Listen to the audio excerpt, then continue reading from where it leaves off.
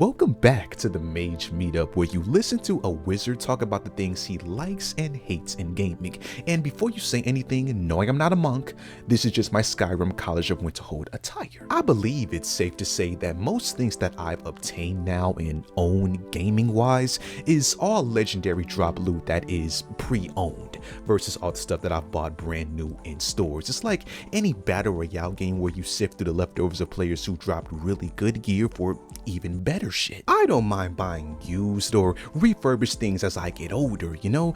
Obviously, yeah, buying retail things that haven't been touched before does give me a certain peace of mind for quality purposes, as long as it's not from GameStop, where the return policy only gives you trade-in offers for something you just bought from them that's still in pristine condition. I get it, but I don't. There's already enough waste going on in the world and in the last gen remaster port instead of new game space, so I just do my part in giving someone's trash a new unlocked safe house in the form of treasure, obviously on account of the money I could be saving versus paying for a modern economic punishment. Like, money is the main motivator, don't get it twisted. I don't play games, I play for the keeps of my checking account not getting overdrafted. But something I've seriously noticed in the past few years of me stamping my digital footprint in the online secondary markets is that people love to charge very premium prices towards handheld devices, not consoles.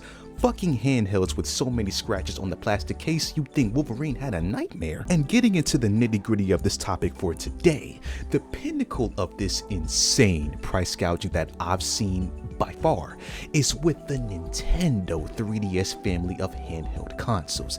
You know, for a system that ended its lifespan on having some of the best deals this hobby has ever seen, it really sucks to say that its legacy is probably going to be remembered by the overseas version that people have to buy just to afford this damn thing nowadays. Because man, that's what I did. If you follow me on Instagram, you would have saw that a few months ago I posted a photo of a newly equipped Nintendo 3DS LL, the Japanese version of the base model XL that we have here in America, and I bought that for a decent price, hailing directly from Big Daddy Japan, because the best method that I know of buying a 3DS handheld for a decent price right now is to buy cheap from the Japan region and then just mod the system to any language that you want to. All a simple process, and I love adventure.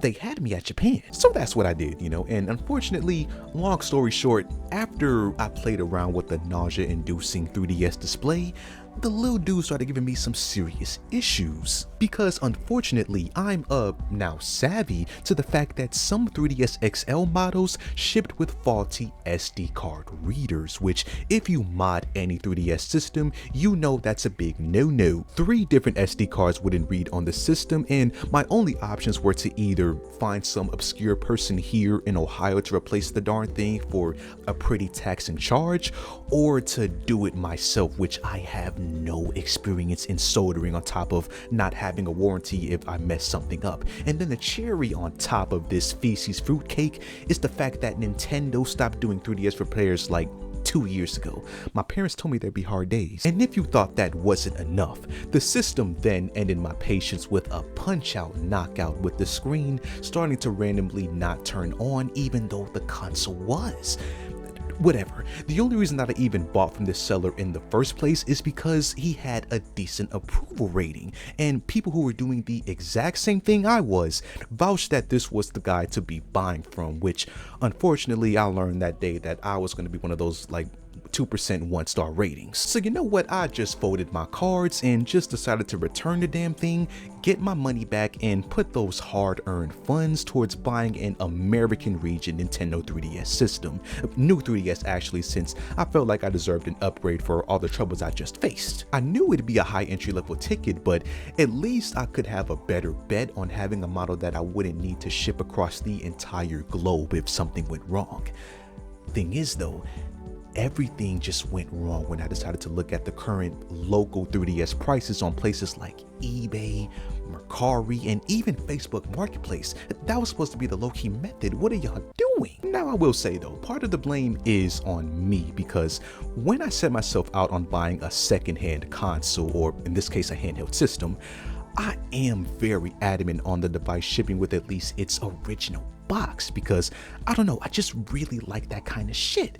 I couldn't afford a lot of these systems growing up, or they just weren't of my time by the time the universe was ready for me to exist. So being able to unbox these things when I first get them, like for the first time ever, means as much to me as it does being able to play on their native library of titles. So that 3DS and box combination is what I'm looking for when I'm seeking out these handhelds, which almost always exponentially increases the value of the purchase, because like, who the hell keeps the boxes of the 3DS models?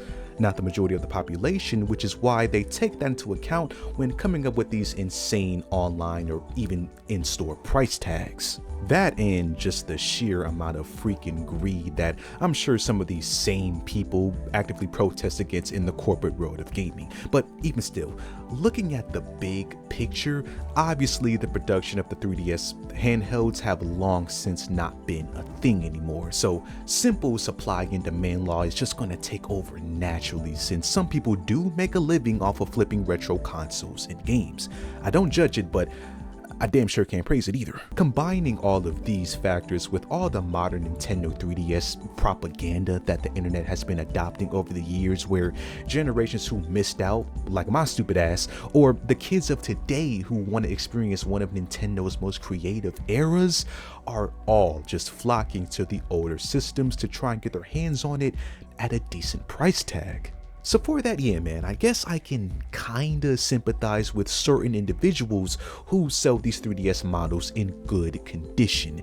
But either way, it'll never sit right with me seeing the XL models and over sitting at a starting price of at least 200 bones. And you know, with the new 3DS models, good luck seeing those for anything under 250 by itself with no box. If you want a box too, you might as well just call your tax guy, because that price tag is enough for a write-off. The way I see it, I tend to justify my retro console purchases based on the standards of the latest console price tags. For example, if the Nintendo Switch 2 retails for 450 bones, which I could go out in the store right now and buy, finally by the way, what type of goblin do I look like purchasing a new 3DS model for $399 in box, even if I technically don't have to buy any games for it as someone who's allegedly gonna mod it? I just don't see the justification in that, man. I know some people can, but I just personally can't. I unfortunately value the little money I have to spend on these things that I already don't need. Like, I've got hundreds of games with thousands of hours to give me at any point in time. So for the past few months, I haven't found a price for a new 3DS XL model that I genuinely appreciate. Now, am I looking every day in and day out? Hell no. Most days I'm either working or playing Pokemon Arceus. My priorities are straight. But eventually I know that I'll be able to find a new 3DS XL model at a price tag of my liking. I just think that the whole process in doing that in modern times is one of the most excruciating experiences ever imaginable. So I just say all that to say, if you have a 3DS model of any kind that you plan on selling in the future, do somebody a favor and list it for under $250, because man, we're tired out here, man. Like, make someone's day and list it for a decent price tag, you know, if you don't have a profit goal in mind. That's all I got to say.